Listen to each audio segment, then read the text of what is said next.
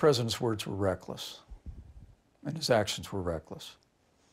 Ameriki jamana ɲɛmɔgɔ dankan kɔrɔ Mike Pence ko ale y'a jɛlen fɔ jamana ɲɛmɔgɔ kɔrɔ ye Donald Trump ko o se tɛ ale ye ko k'a yɛlɛmɛ don Ameriki jamana ka kalata o ɲɛmɔgɔya o jaabi la ko k'o falen ko o se t'ale ye mun kɛra san 2020 wagati ko Donald Trump a y'i sinsin a kan ko Mike Pence a k'a kɛ ka da kan kuma sabatibali minnu fɔra k'a fɔ ko suɲɛli kɛra ko a k'a kɛ n'o ye nka u k'a lajɛrɛ dɔ la nin don Trump ye a fɔ a kokɔrɔ donbagaw ye ko Mike Pence ko a bɛ se ka nin lahala in a bɛ se k'o ta a ko Mike Pence kan ka nin kɛ anw ye ko wa na a ma kɛ ko nin bɛna kɛ don goman ye an ka jamana ma Donald Trump a ka kuma la Mike Pence I just turned to my Secret Service lead and said, I'm not getting in that car. I just didn't want those rioters. A ko siɲɛ caman ale ka lakana tigilamɔgɔw u y'a lajɛ k'u bɛ bɔ n'ale ye Capitol kɔnɔ nka ale ma sɔn ka taga Mike Pence a ɲininkala fɛnɛ Donald Trump a ye u ka sɛbɛnni min kɛ tweet kan nɛgɛ ɲɛ 2 wagati tɛmɛnen ni sanga 24 ye mun kɛra janvier kalo tile 6 mun b'a fɔ ko Mike Pence ko a dusukolo tɛ a la ka fɛn kɛ a ye mun kɛ a ɲininkalen fɛnɛ tugun n'a sɔrɔ ko Donald Trump kan ka i kanbɔ tuguni ka kɛ Ameriki jamana ɲɛmɔgɔ ye a ko Do you believe that Donald Trump should ever be president again?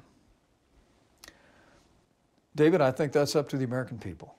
ko Ameriki jamanadenw de bɛ se k'o jalatigɛ ko ale kɔni hakili la suga ɲɛnamaw bɛ se ka kɛ donna nataw la a ka kuma la o kɔfɛ républicain ka waribatigi n'o Donald Trump a ye layidu ta ko a bɛna kunnafoniba dɔ di a ka so la Mar-a-Lago ni ale bɛ Floride bi nɛgɛ ɲɛ 21 wagati mun ali n'a kɔnɔna ko o tɛna kɛ balinako ye mɔgɔ caman na bɛ sɔn ka a kanubagaw caman nisɔndiya a ka bilasiralikɛbaga Jason Miller ye layidu ta ko a bɛna kɛ kuma ye kuma mun labɛnnen don kosɛbɛ wa dalakɛɲɛnen don mun kɔnɔna la jamana ɲɛmɔgɔ kɔrɔ a kanubagaw bɛna k'a kɛrɛfɛla la ni a ka tanu ni sɛbɛnfura o ye Donald Trump ni ale dɔnnen don k'a fɔ a bɛ bali ka kow kɛ kɔni kɛlen don ka hakilila ta kabi kalo caman ko a bɛ sɔn k'a fɔ ko a b'i kanbɔ tuguni Ameriki jamana ɲɛmɔgɔya nɔfɛ mun n'o kɛra o bɛ sɔn ka yɛlɛma caman don kow la